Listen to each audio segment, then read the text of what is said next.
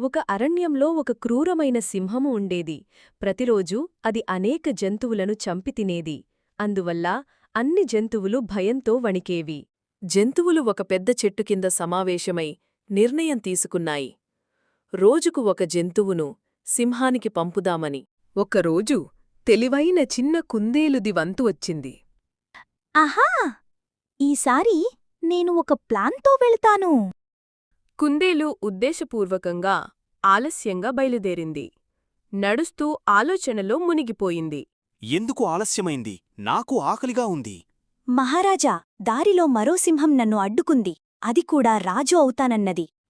కుందేలును వెంట తీసుకెళ్లిన సింహం ఒక బావి దగ్గరికి చేరింది. ఎవరు నా రాజ్యం దొంగిలించడానికి వస్తున్నారు? బావి నీటిలో తన ప్రతిబింబాన్ని చూసి కోపంతో సింహం లోపలికి దూకింది. ఇక బయటకు రాలేకపోయింది. "హహహహ, ఇదే నా ప్లాన్!" జంతువులు అందరూ కుందేలును అభినందించాయి. అరణ్యం మళ్లీ ప్రశాంతంగా మారింది. నీతి: బుద్ధిబలం శరీరబలం కంటే గొప్పది. హాయ్ స్నేహితులారా, మా కథ నచ్చిందా? మరిన్ని అద్భుతమైన కథల కోసం మా టామ్ స్టోరీస్ ఛానల్ను సబ్స్క్రైబ్ చేయండి. బెల్ ఐకాన్ కూడా నొక్కడం మర్చిపోవద్దు.